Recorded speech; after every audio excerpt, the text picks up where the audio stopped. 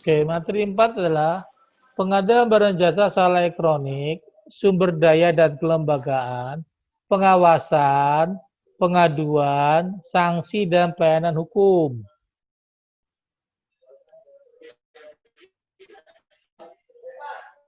Elektronik ini, ya. Jadi penyelenggaraan PBJ dilakukan secara elektronik menggunakan sistem informasi terdiri dari sistem pengadaan barang secara elektronik atau disingkat SPSE, sistem pengadaan secara elektronik. Dan sistem pendukungnya, banyak Pak ya, sistem pendukungnya nanti.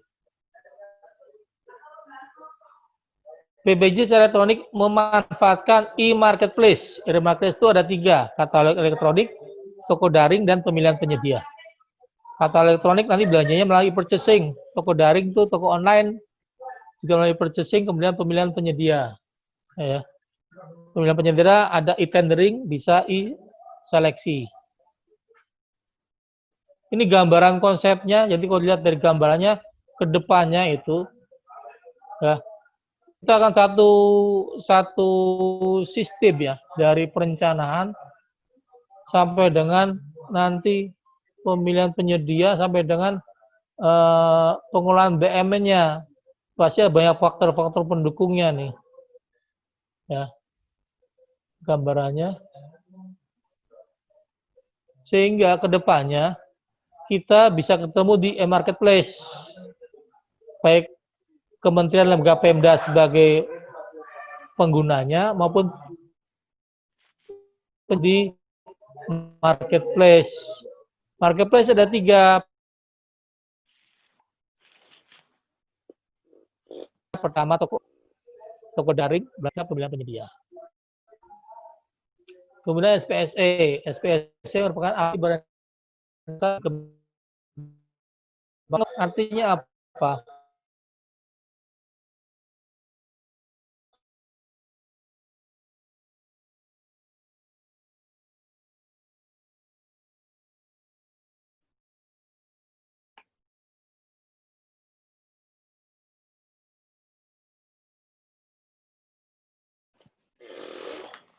Terputus Pak Tri ya.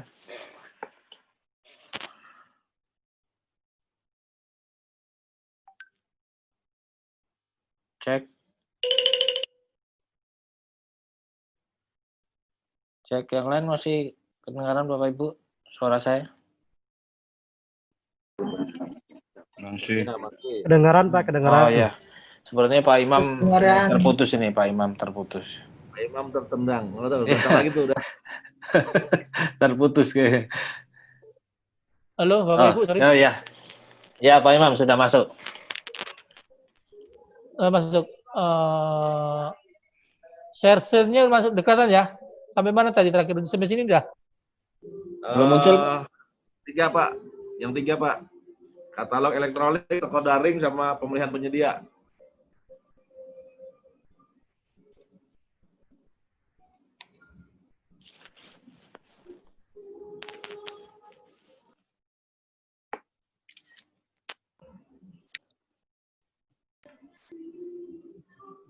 Suara Pak Imam nggak kedengaran lagi.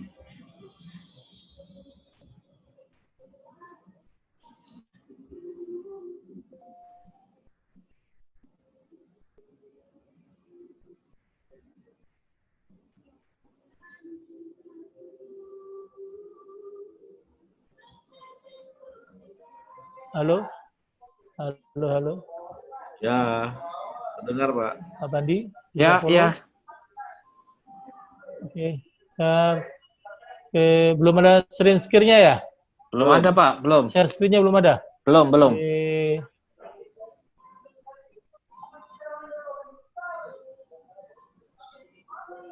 Kalau sekarang udah ada? Hitam Pak. Sudah. Halo? Sedang proses Pak. Ya. Nah, sudah Pak. Ya, udah ada. Tadi sebelum ini udah putus belum? Sebelum ini tuh berarti tadi sampai yang 3 itu Pak, yang marketplace penyedia ini.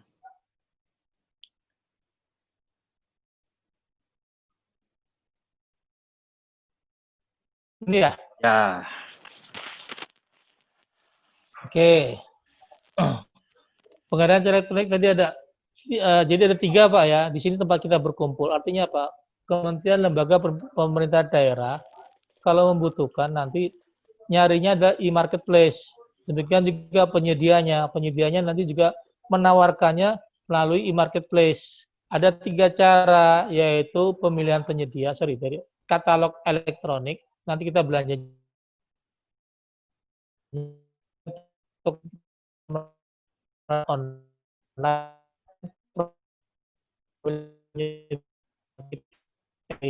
seleksi menggunakan jadi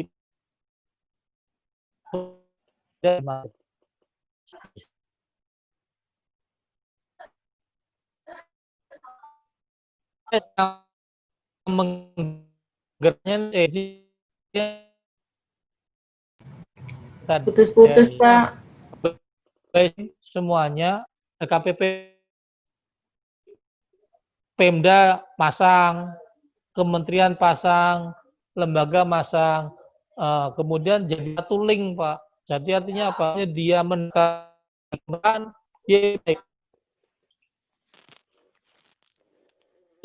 Jakarta dan seterusnya. Putus-putus Pak Imam.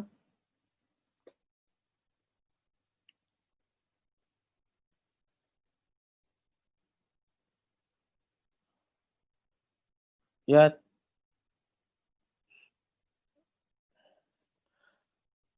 Cek Pak Imam, masih nyambung Pak Imam?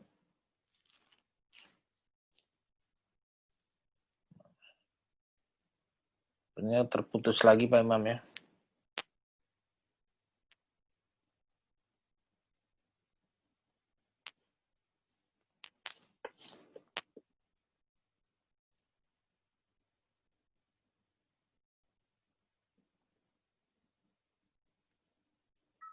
Jaringan saya nggak stabil, ternyata Ibu, sorry. Iya, putus-putus Pak. Keluar masuk. Betul, aduh.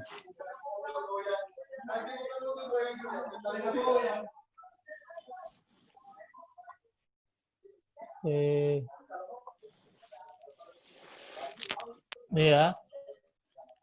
Jadi ruang lingkup SPSC dimulai dari perencanaan pengadaan, kita kenal e-planning sekarang, kemudian ada persiapan pengadaan, pemilihan penyedia, e-tendering atau e-seleksi untuk konsultan, pelaksanaan kontrak juga melalui ruang lingkup SPSC, serah terima juga ada formnya, bisa kita buat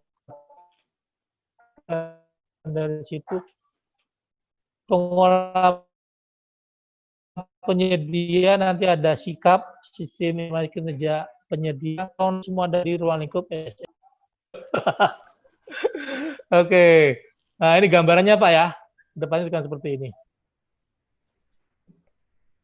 Oke, sistem pendukungnya ada ini, ada banyak, ada portal pengadaan, Inaprok, Indonesia Procurement.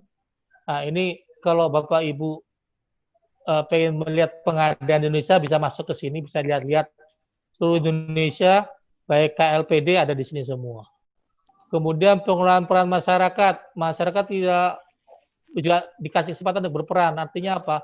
Ya kalau ada pelaporan tentang penyelenggaraan bisa aja ada di sini. Pengelolaan sumber daya manusia pengadaan. Nah ini sumber daya manusia pengadaan artinya apa? Ya dari rekrutmen sampai dengan kenaikan pangkat dikelola oleh SPSC ini.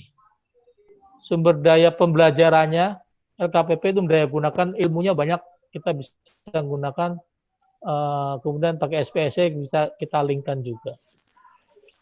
Pengolahan advokasi penyelesaian permasalahan hukum juga masuk ke SPSC sampai dengan monitoring dan evaluasi pengadaan. Itu juga ada di SPSC.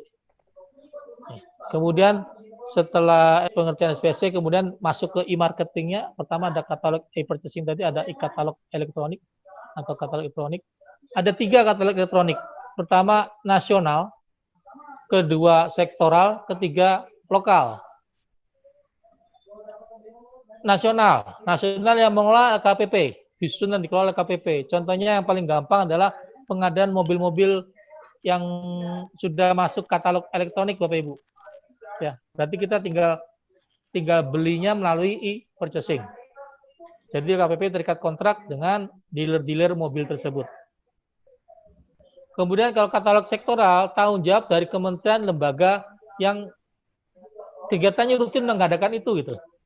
Contohnya kami di Kementerian Perhubungan nih, ada pekerjaan pemasangan rambu tiap tahun, rambu-rambu lalu lintas tiap tahun ada pekerjaan kami di situ, di jalan-jalan nasional.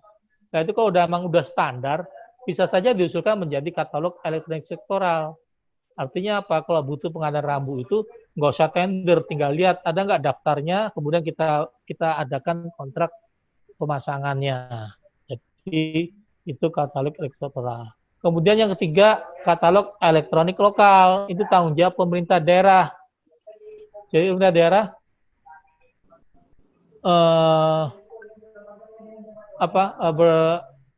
di satu daerah punya ada kerajinan batik lah, batik yang merupakan motifnya adalah motif dari daerah tersebut.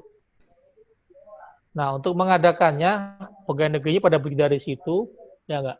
Kemudian dia masukkan katalog elektronik lokal. Jadi kalau memang dibutuhkan secara jumlah besar oleh pemerintah daerah tersebut, bisa belanja di situ. Karena masing-masing pemerintah daerah kan, masing-masing PA-nya kan kepala dinas tadi. Nah, kepala dinas tadi kalau memang masing-masing membutuhkan bisa belanja di katalog elektronik lokal tadi. Barang yang bisa masuk ke kriteria barang atau jasa yang bisa masuk ke katalog elektronik. Pertama, barang jasa tersebut dibutuhkan oleh KLPD yang bersangkutan. Ya. Kemudian barang tersebut standar atau dapat distandarkan. Tadi kalau saya contoh adalah kami di Kementerian Perhubungan mengadakan rambu tiap tahun tuh. Tiap tahun kita adakan rambu lalu lintas untuk jalan-jalan nasional. Itu kan bentuknya standar. Artinya apa? Ya bisa saja artinya daerah A, daerah B kalau mau mengadakan alat tadi bisa tinggal beli melalui e-katalog tadi. Kebutuhan bersifat berulang nih. Ada terus tiap tahun mengadakan. Contohnya di instalasi kesehatan biasanya kan beli obat terus itu Bapak Ibu. Maka itu bisa dikatalogkan. Tiap tahun beli obat ini. Tiap bulan tinggal dibeli lagi, melalui di order lagi, tinggal barang datang, tinggal dibayar. Ketentuan untuk mengelola katalog diatur oleh peraturan LKPP. Ada peraturannya yaitu peraturan nomor 11 tahun 2018. E-katalog. Katalog ini adalah sistem informasi elektronik yang memuat informasi. Nah, jadi dalam e-katalog itu ada daftarnya, kemudian ada jenis, ada spek teknisnya, bahkan ada TKDN-nya. Ya. Yang pasti kemudian LKPP wajib serta KLPD wajib memperluas usaha kecil. Kalau bisa barang usaha kecil hasil produknya bisa dimasukkan ke dalam e-katalog, maka usaha kecil itu dibantu untuk barangnya masuk ke dalam e-katalog.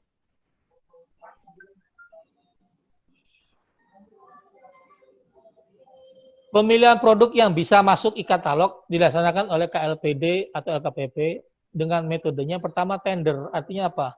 Misal kita mau mengadakan masuk ke e-katalog barang-barang, anggaplah laptop yang RAM-nya 8 giga. RAM-nya 8 giga, memorinya 1 tera. Itu kan ada beberapa produk ya. Ada Dell, ada Axio, ada Asus, ada Toshiba segala macam. Nah, itu mana bisa masuk ke dalam e-katalog bisa melalui proses tender. Siapa melaksanakan tender? Pokja pemilihan. Atau bisa juga melalui negosiasi. Jadi kami di Kementerian Perhubungan kemarin memasukkannya adalah pengadaan tahun ini untuk e-katalog adalah pengadaan bus sekolah. Nah, ini dinegosiasi ini. Siapa yang masuk, siapa saja negosiasi. Bisa nggak kalau begini, bisa nggak kalau begitu, negosiasi. Berapa harganya, bisa nggak termasuk karoseri, nah, seperti itu. Itu kondisi-kondisi yang dinegosiasikan.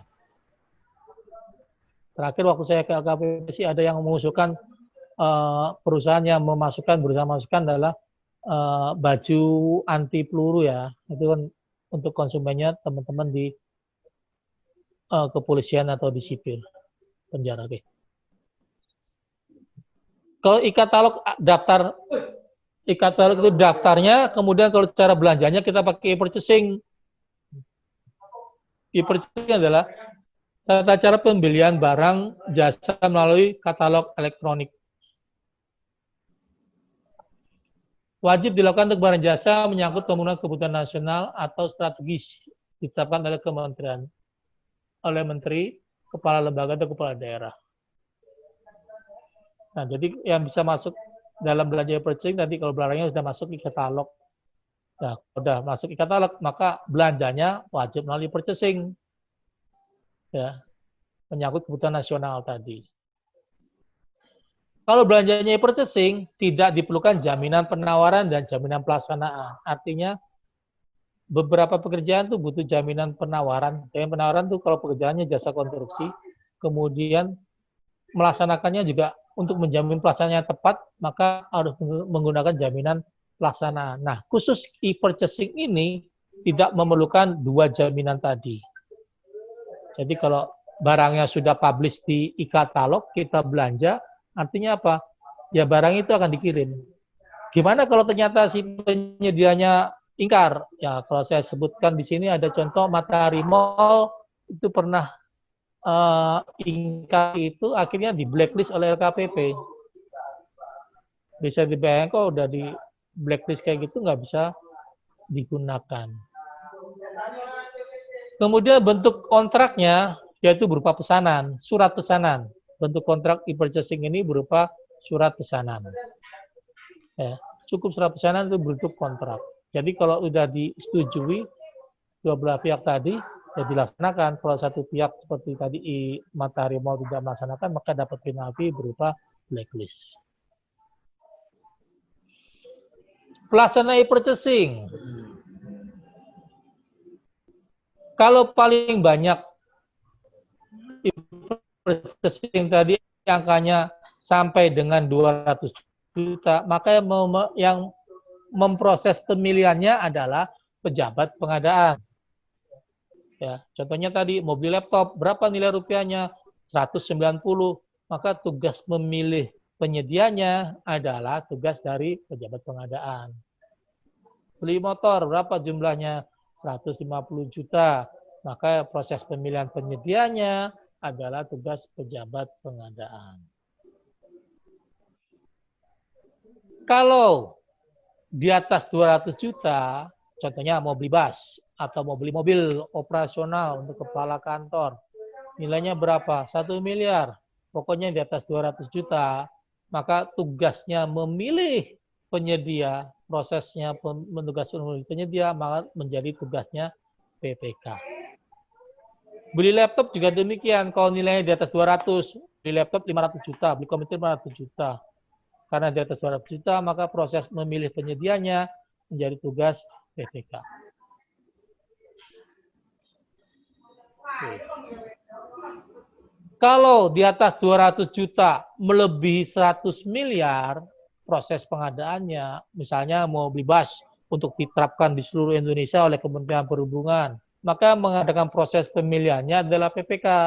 Tapi menetapkan pemenangnya, siapa yang dipilih, tugasnya dari PAKPA. Bisa diikuti Bapak Ibu untuk purchasing, ada yang ingin tanyakan, diskusikan. Oke, kalau nggak ada berikutnya, ini contohnya saja ya, produk Philips. Ini kalau kita lihat saya kira trafoan, wah trafonya bukan. Ini gambarannya, ada Philips SI51. Ternyata ini penerang lampu. Nah, ini. Saya kira toner, ternyata lampu penerang. Ini produk yang ditampilkan dalam e-katalog. Toko daring yang ketiga. Yang tadi ada e-marketplace yang pertama, e-purchasing yang pertama, kemudian toko daring, e-marketplace kedua dan toko daring.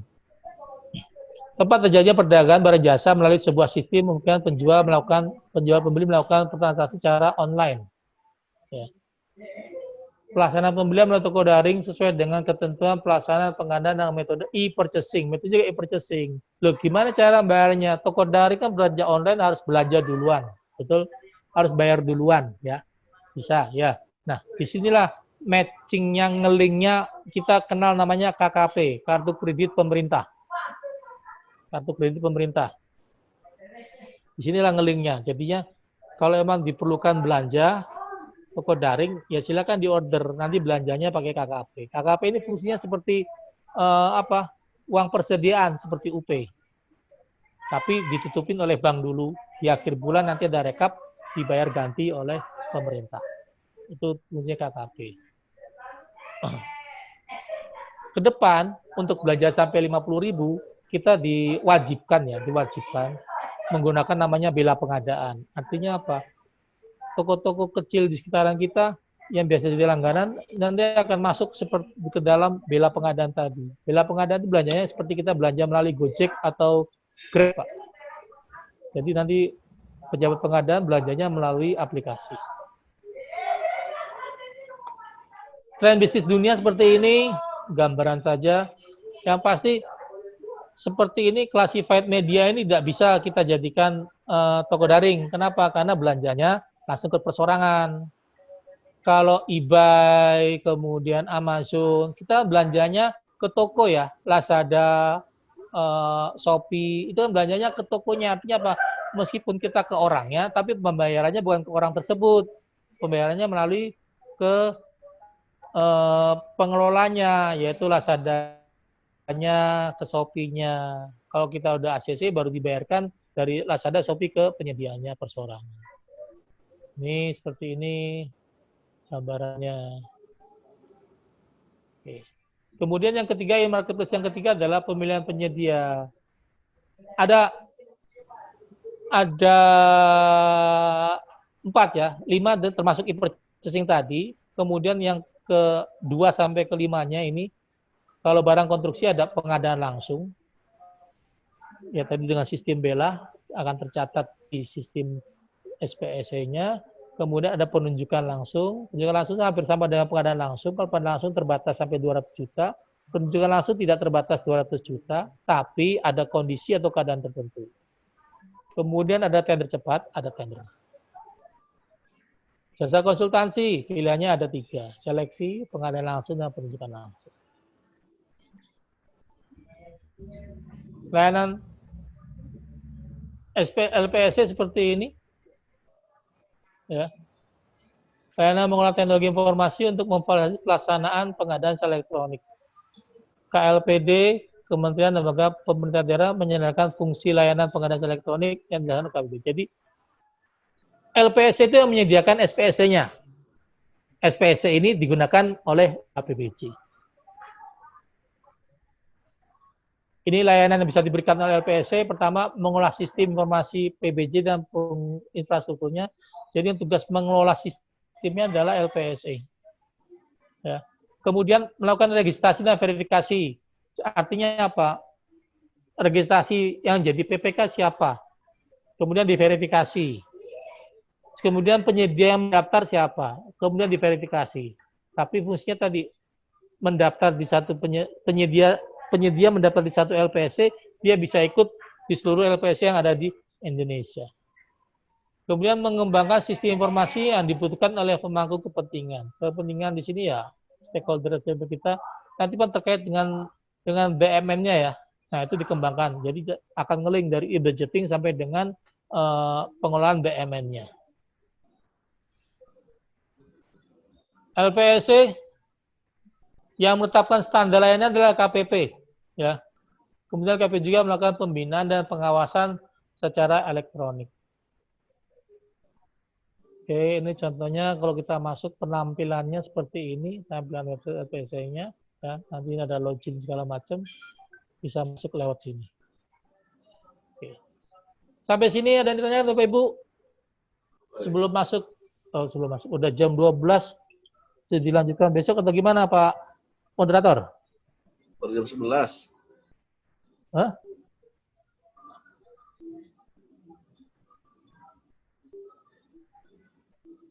Halo?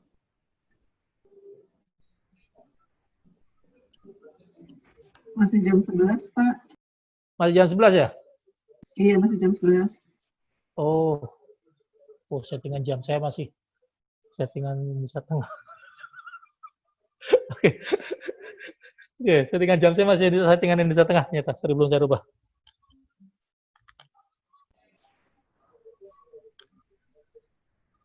Oke, lanjut. Sebelum lanjut ke SDM, ada yang ditanyakan Bapak Ibu? Silakan.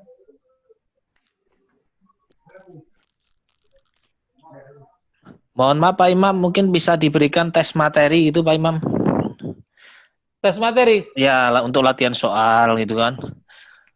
Nanti setelah materi ke terakhir selesai, Pak. Oke, Tes siap, materi. siap. Ya. Oke, jadi supaya teman-temannya banyak gambaran referensi soal. Soal ya.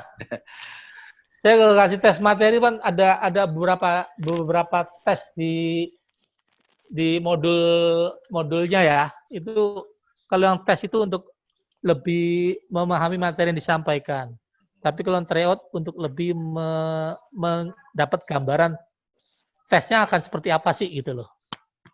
Oke, kita coba selesaikan dulu, nanti coba saya sampaikan tes materinya Pak ya. Ya, ya. Oke, baik. Oke, SDM BPJ. SDM BPJ itu sumber daya manusia pengadaan barang dan jasa, include termasuk pengembangan kompetensinya, ya. Jadi kan kalau kedepannya akan fungsional nih per tanggal 1 Januari ini kan yang 1 Januari 2020 kan harus ini ya, harus fungsional yang melaksanakan tender ya. Nah ini siapa aja SDM-nya? Bisa pengelola barang dan jasa di KLPD, ya. Jadi pengelola barang dan jasa adalah pejabat fungsional diberi tugas, tanggung jawab, wewenang dan hak secara penuh oleh pejabat berwenang melaksanakan barang dan jasa. Mengelola PBJ jenjangnya ada pertama, muda, dan madya. Kemungkinan ke depan akan jadi utama juga ada. Siapa lagi berikutnya? ASN, TNI, Polri di lingkungan Kemhan dan Polri itu juga masuk PBJ. SDM PBJ. Demikian juga personel lain, pejabat pengadaan itu bisa juga masuk ke sini. Yang pasti, kalau SDM PBJ ini, pertama, memiliki kompetensi di bidang PBJ. Artinya apa? Bersertifikat. Pokja pemilihan nanti harus bersertifikat. Bahkan kedepannya harus punya spesialisasi. Entah itu mau dibagi per jenis pekerjaan atau per jenjang. Kemudian kedudukannya harus di UKPBJ, di unit kerja pengadaan jasa. Gambarnya gini Pak, kami di Kementerian Perhubungan ya, karena sekarang perhubungan. Nah, kami Kementerian Perhubungan. Kami UKPBJ-nya adalah di Biro LPBMN, Biro Layanan Pengadaan Barang, Biro Layanan Pengadaan dan Pengelolaan Barang Milik Negara. Itu kedudukannya. Jadi kalau ada tender, bukan lagi satker, bukan lagi masing-masing satker tadi yang menenderkan, tapi harus lapor kepada biro tadi. Biro tadi nanti yang akan menugaskan pengelola-pengelolanya ini untuk menjadi pokja pemilihan. Pokja pemilihan akan menenderkan. Tender selesai, serahkan kepada PPK di satker tadi untuk melaksanakan sesuai dengan kontrak. Itu yang dapat digambarkannya seperti itu. Pengembangannya, nah ada kesalahan kompetensi harus diminta. Apa yang dikerjakan? Ini pertanyaan dalam deskripsi. Apa yang dikerjakan oleh seorang tempat kerja, barang dan jasa? Menenderkan pasti. Mereview yang akan ditenderkan juga itu pasti. Itu apa dikerjakan. Kemudian kinerja apa yang diharapkan? Deskripsi dan sejauh mana kinerja diharapkan. Apa ditampilkan oleh pelaku pengadaan barang jasa sesuai dengan tugas pekerjaan serta kondisi lingkungan. Jadi kinerja apa yang diharapkan sih? Ya, mungkin hitungan tendernya, hasilnya apakah tendernya kacau apa tidak, ini sejauh mana keterampilan diminta.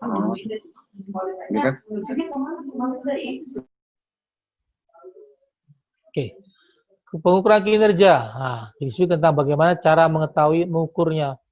Apakah seorang itu memang kompeten, ya, kompeten sehingga berhak angka kreditnya, nah itu kan ada di pengukuran kinerja. Ini ketentuan perayaan kewajiban kompetensi sampai tanggal 31 Desember nanti ini 2020.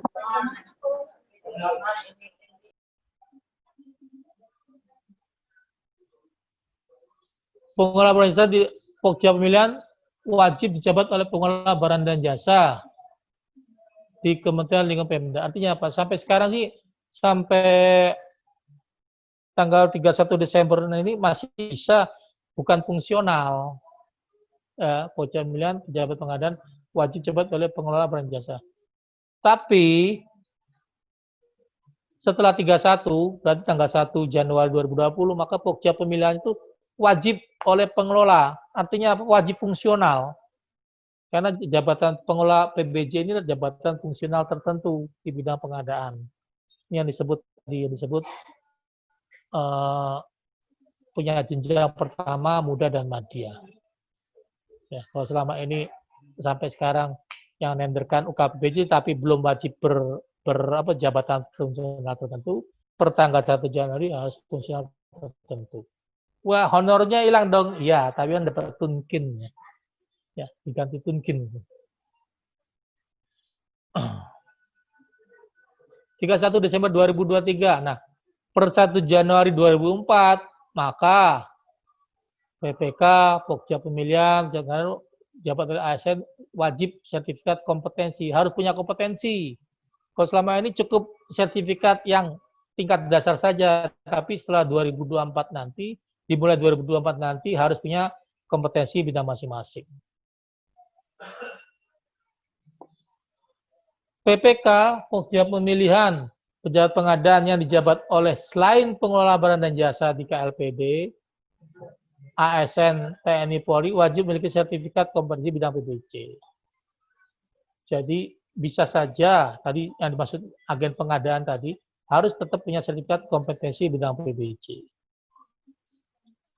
PPK, Pokja Pemilihan, pejabat pengadaan wajib memiliki sertifikat tingkat dasar sepanjang memiliki keterampilan, kompetensi sampai dengan 31 Desember 2023. Jadi bisa saja kita ini sampai 2023 sebagai PPK atau Pokja, tapi belum punya sertifikat kompetensinya. Nah, nanti ke depannya harus punya kompetensi. Jadi LKPP sudah nyiapin namanya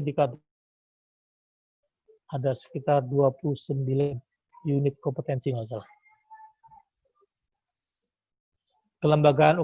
Kelembagaan PBJ, tadi saya ceritakan Kementerian Perhubungan punya Biro LPBMN, ya ini lembaga PBJ-nya. Itu menjadi tugas UKPBJ yang pertama menyelenggarakan dukungan PBJ. Artinya apa? Menyelenggarakan tender-tendernya itu melaksanakan pemilihan itu tugas dari UKPBJ. Kemudian mengelola fungsi PBJ-nya, mengelola PBJ-nya, pengadaan barang dan jasanya. Dari perencanaan nanti kemudian masuk ke persiapan dan seterusnya masuk ke situ. LPSC nanti ada di bawah. Kalau selama ini mungkin ada di biro-biro Pusdatin ya, berkaitan dengan elektronik. Nah, kedepannya masuk ke dalam UKPBJ. Kemudian pembinaan SDM, kelembagaan barang dan jasa, itu juga masuk ke dalam fungsi dari UKPBJ. Menghitung angka kreditnya untuk tender, sekali tender berapa angka kreditnya, itu jadi tugas pembinaan di UKPBJ. Pelaksanaan pendampingan, konsultasi, dan atau BIMTEK berkaitan dengan PBJ-nya Pak, kami di tiap tahun pasti mengundang KPA untuk selalu melaksanakan bimbingan nih. Ini loh, sebagai KPA Bapak Ibu harus menetapkan, terus mengumumkan RUP, nah itu bimbingan saja. Kemudian konsultasi, kalau ada satker-satker yang kesulitan untuk melaksanakan tender ini bagaimana, nggak ngerti harus membuat apa, nah kita konsultasikan. Kemudian bisa juga kita sebagai pendampingan, baik dalam tendernya maupun pelaksanaan kontrak.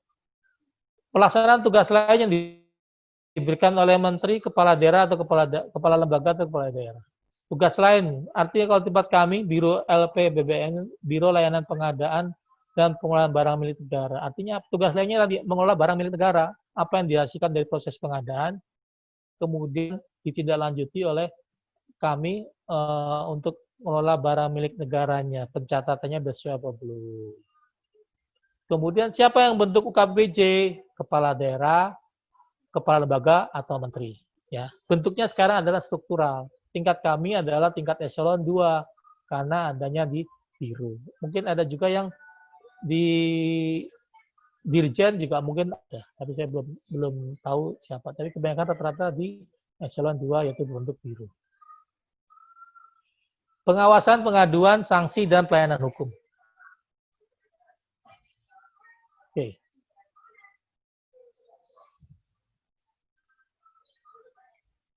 Pengawasan, pengaduan, sanksi, dan layanan hukum.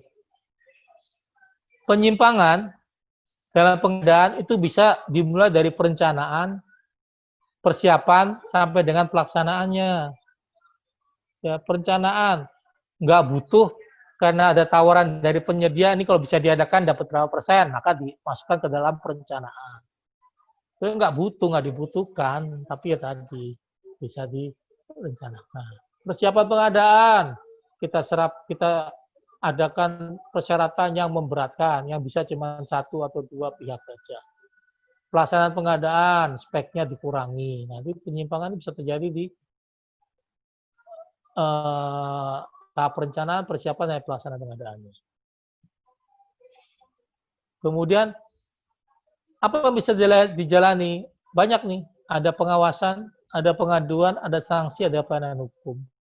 Pengawasan biasanya oleh teman-teman kita, teman-teman di Ijen ya, itu berupa APIP ya, aparatur pemeriksa intern pemerintah. Yang diawasi apa saja? Ini, pemenuhan nilai manfaat yang sebesar-besarnya. Tadi, perencanaannya merencanakan sesuatu yang tidak bermanfaat. Nah, ini kan jadi pemubaziran. Maka diawasilah di sini, bidang perencanaan, pemenuhan manfaat. Ya. Kepatuhan terhadap peraturan tendernya kayak apa? Karena nanti begitu kita terapkan dalam STP, standar dokumen pengadaan, itu harus kita patuhi. Apa menjadi syarat, apa yang dinilai, itu harus kita patuhi. Pencapaian TKDN, tingkat komponen dalam negeri. Berapa persen harus dicapai? Kalau sampai 40%, barang impor nggak boleh masuk. Kemudian penggunaan program negeri, itu juga diawasi. Pencadangan peruntukan untuk paket usaha kecil, angka 2,5. Lah kok untuk usaha non kecil? Kenapa? Nah ini ya diawasi juga. Kemudian pengadaan berkelanjutan. Pengadaannya merusak lingkungan apa tidak? Ini lingkup pengawasannya. Caranya bisa melalui audit. Teman-teman kita, teman-teman inspektor mengaudit kan hasil pekerjaan kita diaudit sesuai apa enggak. Review, sebelum mulai direview kemahalan apa tidak, ada dasar-dasarnya.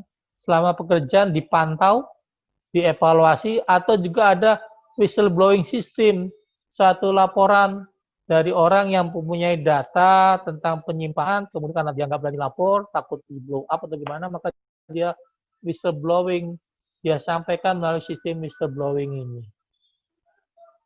Menteri, kepala lembaga, kepala daerah wajib melakukan pengawasan barang dan jasa melalui aparat pengawasan internal bersangkutan, melalui APIP, melalui inspektorat. Ya. Jadi jangan salahkan inspektorat kalau tiap tahun hadir di tempat Bapak.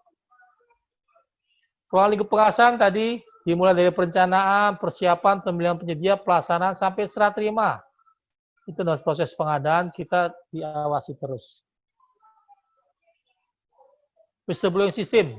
Whistleblowing system adalah aplikasi disediakan oleh suatu kementerian dan perangkat daerah, pemerintah daerah, pada whistleblower, orang memiliki informasi yang ingin melaporkan suatu perbuatan, indikasi pelanggaran terjadinya yang terjadi di lingkungan KLP. Tadi kalau di KLPD kita ada penyimpangan, mohon maaf, Bapak Ibu maunya enggak, kok kayak ada menyimpang ya, tapi Bapak Ibu kalau mau lapor enggak enak, teman kita semua, itu pimpinan kami, ya maka bisa melaporkan melalui whistleblowing. Nanti diproses, asalkan informasinya lengkap ya. Kalau cuma sebatas hoak ya janganlah.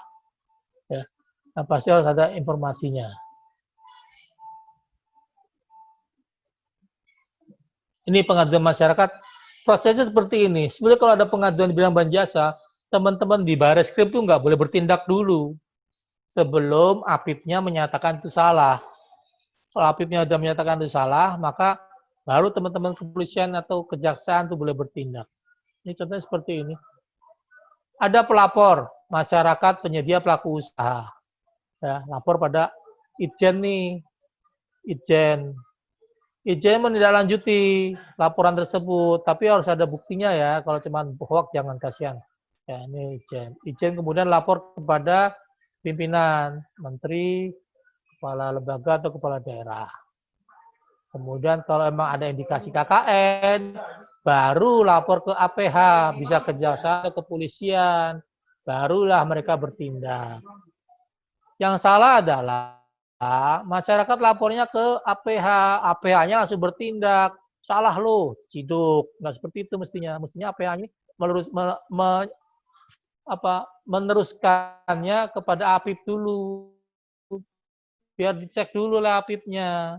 Ada auditor khusus ya untuk ngecek tadi ada nggak penyimpangannya. Kalau emang ada, lapor pimpinan kalau ada lapor indikasi kerugian keuangan negara, baru lapor ke APH-nya ya, aparat penegak hukum, kejaksaan atau kepolisian untuk menindaklanjuti.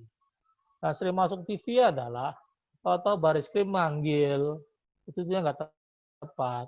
Atau kejaksaannya nangkep, itu juga nggak tepat. Mestinya udah ada bukti dulu, ada permintaan dari internal kementerian ini untuk menindaklanjutinya. Sanksi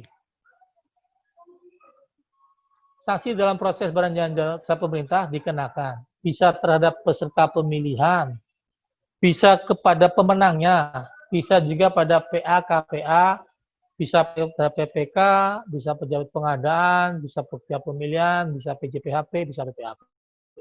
Jadi sanksi ini bisa dikenakan kepada seluruh pelaku yang disebutkan di materi 3 tadi. Ini contoh-contoh sanksi, Bapak Ibu bisa baca, mudah dipahami, cuma cara baca adalah nih. Misalnya ada proses pengadaan, Pak.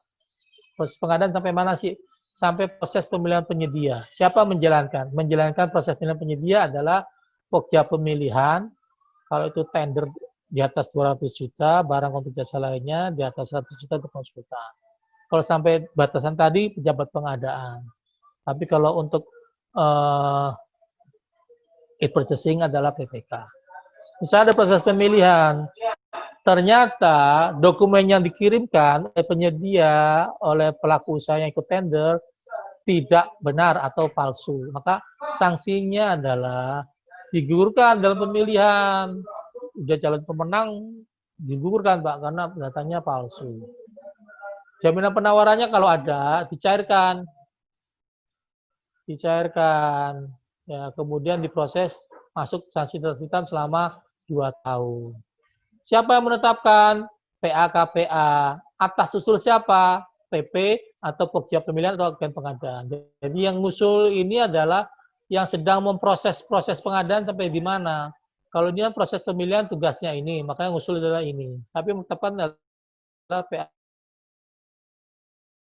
tanda tangan kontrak, maka yang usul adalah PPK. Yang menetapkan adalah PA, KPA. Udah, nih contoh yang kedua. Pemilihan penyedia udah menang, ya kan? Kemudian dia tanda PPK udah tanda tangan SPPJ. Ternyata mundur. Alasannya nggak jelas. Maka jaminannya dicairkan. Jaminan pengadaan dicairkan, kemudian disanksi masuk daftar hitam selama 1 tahun. Siapa yang usul? Karena prosesnya sudah terbit SPPJ, maka tugasnya PPK untuk usul. Siapa menetapkan? Menetapkan adalah PA, KPA. Oke, untuk sanksi bisa dibaca dari pasal 78, 79, 80. Bacanya seperti tadi, nggak ada hal yang dispesifikasi. Nanti kalau ada ujian, buka ini juga bisa kelihatan. Oke. Kalau proses di katalog seperti ini, Pak. Dokumen tidak benar, sanksi digugurkan dalam pemilihan dan masuk daftar hitam 2 tahun. Siapa yang memproseskan pengusulan tadi pokja pemilihan? Yang menetapkan siapa? KLPD-nya.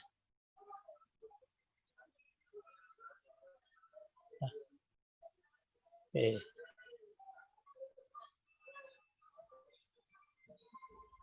E-purchasing penyediaannya. Oke. Kalau kita lakukan tadi memasukkannya ya, terus sampai memasukkan kalau e-purchasing belanjaannya nih tidak memiliki kewajiban. Nah, ini yang saya contohkan bisa jadi yang tadi Matahari Mall tadi. Melanggar surat pesanan kena sanksi penghentian sementara sistem e-purchasing selama 6 bulan. 6 bulan lumayan juga ya. Lama nggak boleh transaksi. Padahal yang dilayani itu adalah seluruh instansi pemerintah dari pusat sampai daerah. Tugas UKPBJ apa kalau ada seperti ini? Tugasnya melaporkan secara pidana dalam hal pelanggaran, yaitu dokumen palsu atau tidak benar. Namanya pemalsuan, penipuan, harus dilaporkan secara pidana. Ada persekongkolan, ada KKN, itu bisa dilakukan secara pidana. PA, KPA, pejabat pengadaan, pejabat pemilihan, PJPHP, PPHP juga bisa kena sanksi.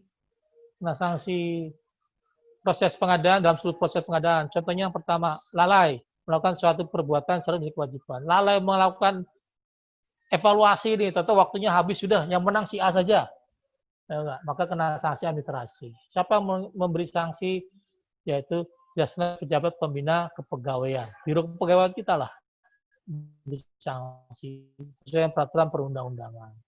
Tapi kalau terbukti melanggar fakta integritas, mohon maaf, terlibat korupsi, melakukan kolusi, nah ini maka bisa kena sanksi hukuman disiplin ringan, sedang, atau berat. Daftar hitam tadi ketentuannya adalah yang menetapkan adalah PAKP, tapi usulannya tergantung di mana prosesnya mengusulkan. Kalau dalam proses pemilihan, tugasnya pokja pemilihan atau pejabat pengadaan. Tapi kalau sudah proses pelaksanaan kontrak, tugasnya PPK. Penyelenggara daftar hitam nasional setelah diusulkan oleh PAKPA, maka masuk ke dalam daftar hitam nasional yang menyelenggarakannya adalah tugas dari LKPP.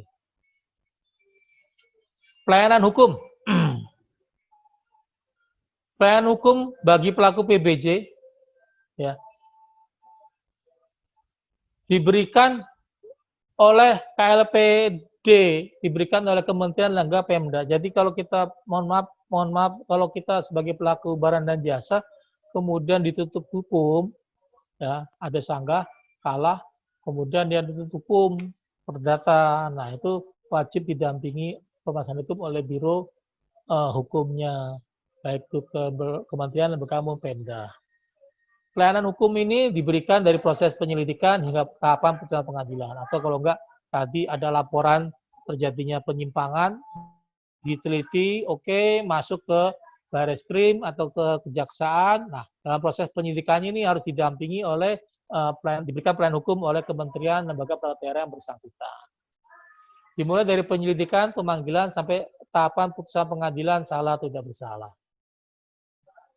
Siapa yang berhak atas pelayanan hukum bagi pelaku ini? Ada dari pelaku barang dan jasa, pertama ada PAKPA, kemudian ada PPK, ada pejabat pengadaan, ada pokja pemilihan, ada PPHP, itu aja. Selain itu, penyedia, ya punya, kalau penyedia pasti punya ahli hukum sendiri. Ormas juga demikian. Pokmas cari sendiri ahli hukumnya, kemudian agen pengadaan juga harus cari sendiri pemberi nasihat hukumnya. Oke, itu pelayanan hukum. Kemudian dalam berkontrak seringkali timbul sengketa kontrak antara penyedia dengan PPK. Maka penyelesaiannya bisa melalui 3. Yang pertama LPSK, LKPP, layanan penyelesaian kontrak LPP. Bisa juga melalui arbitrase, bisa juga melalui pengadilan. Kalau melalui pengadilan, biayanya murah, tapi waktunya lama. Udah daftar, ya nggak sidang-sidang, diteliti dulu segala macam, nah itu murah, tapi waktunya lama. Bapak udah pensiun, baru sidang, waduh, lamaan Pak. Atau Bapak sedang nggak menjabat, baru disidang. Arbitrase kebalikannya. BANI, Badan Arbitrase Nasional Indonesia. Dia menunjuk satu, jadi ini semacam perwasitan Bapak Ibu ya.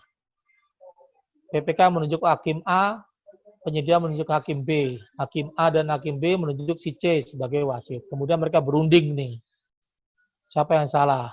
Waktunya cepat, tapi harganya mahal. Pilihan ketiga adalah LPSK, Lembaga Penyelesaian Kontrak LKPP, yang menyelesaikan LKPP. Kalau ini waktunya cepat, kemudian biayanya tidak ada atau free. Jadi kalau ada masalah itu dibawa ke LKPP, mungkin harus dimediasi dulu, dirundingkan. Bisa nggak mediasi? Kalau nggak, baru lanjut ke arbitrase. Pelayanannya semacam arbitrase, tapi yang memberikannya adalah LKPP dalam bentuk layanan penyelesaian sengketa kontrak. Oke, materi 4 selesai. Ada yang diskusikan?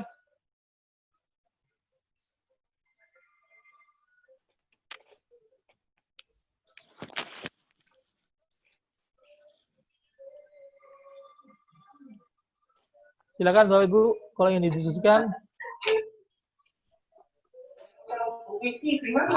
Izin bertanya, Pak. Silakan Pak Haryana. Iya, Pak. Saya mau menanyakan untuk sanksi, Pak, yang sanksi tadi, Pak. Sanksi pencairan jaminan penawaran. Nah, itu untuk sanksi pencairan jaminan penawaran ini prosesnya atau alurnya seperti apa, Pak? Kemudian yang berhak atau berwenang melakukan pencairan jaminan ini siapa? Dan disetorkan kemana itu, Pak? Dari pencairan itu, Pak. Terima kasih. Pertama, jaminan penawaran itu digunakan untuk proses konstruksi, Pak ya. Proyek konstruksi yang angkanya di atas 10 miliar. Ya. Kalau sampai 10 miliar nggak perlu jaminan penawaran. Ya, Pak ya. Demikian juga pekerjaan lain tidak perlu jaminan penawaran. Gimana caranya? Gini, umpamanya ada proses pemilihan konstruksi 15 miliar gitu kan. Kemudian ternyata terindikasi nih perusahaan A tadi memalsu. Maka jaminan penawarannya disita. Setorkan ke kas negara. Siapa yang bekerja? Yang bekerja adalah pokja pemilihannya, Pak. Ya, jadi pokja pemilihan tadi kan begitu mereka kirim jaminan penawarannya waktu tender, pastikan dulu keasliannya. Oke, keasliannya pas asli. Jadi kalau ada kondisi tadi ternyata penawarannya tidak benar, kita sita. Kita store ke kas negara, ya kita bersurat ke KPPN kita, Pak. Ini ada penyitaannya. Kemudian kita sebagai pokja pemilihan usul pada PAKPA-nya. Ini perusahaan A memalsu data ini. Sehingga berdasarkan pasal ini kena sanksi. Maka menetapkan nanti adalah PAKPA-nya. Jadi yang mencairkan adalah pokja pemilihannya. Kemana? Ke kas negara. Beda kalau dalam pelaksanaan, Pak. Pelaksanaan tugasnya PPK. Ada pekerjaan pengadaan apa gitu, pengadaan barang, kasih jaminan pelaksanaan. Kita periksa dulu asli apa enggak. Oke, asli oke. Ternyata prosesnya nggak tepat, artinya nggak tepat prosesnya nggak smooth ya, artinya dikasih peringatan 1 pekerjaan terlambat, belum sukses juga. Peringatan kedua masih terlambat, ketiga terlambat. Kemudian PPK memutuskan untuk putus kontrak.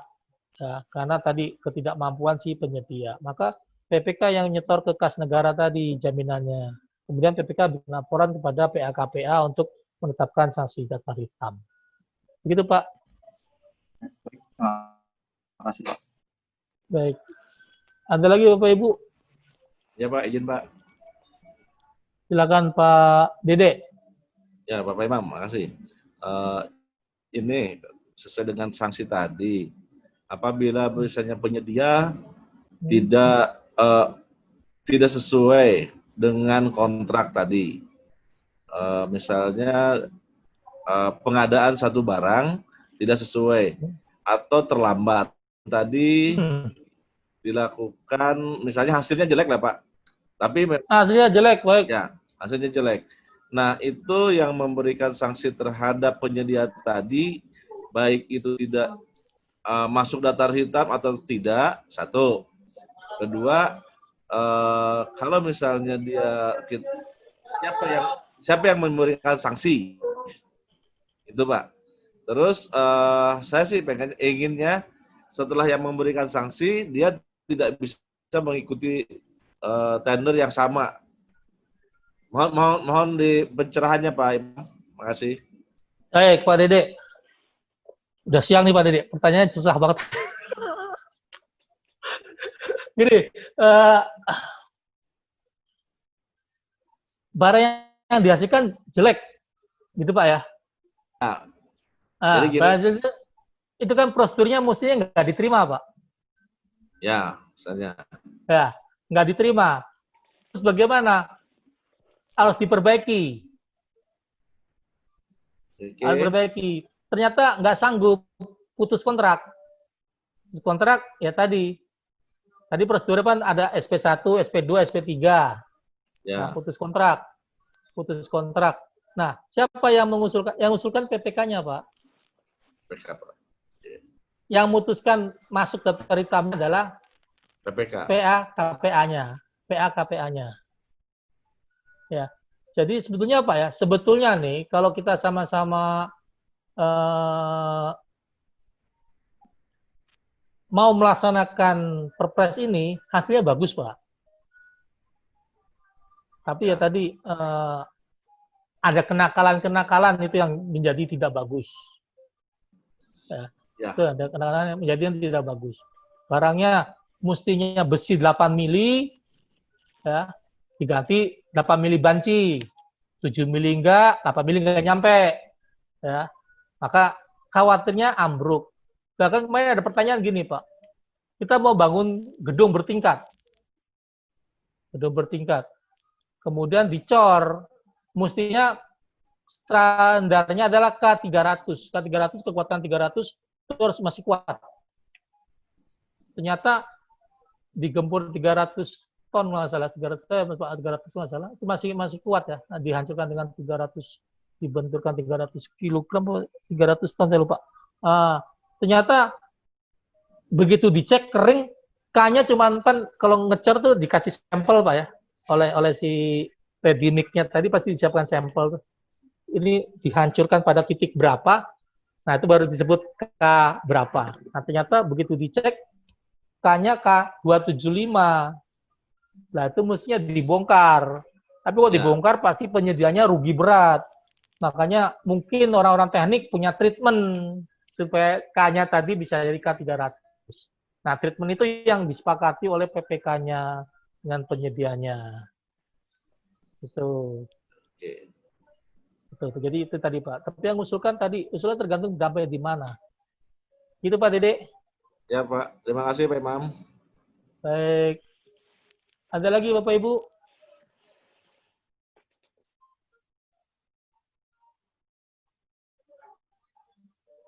Ada lagi?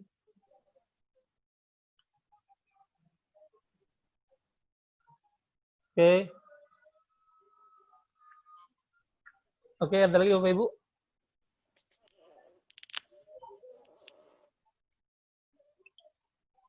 Kalau nggak ada, sekarang baru 11.33 ya?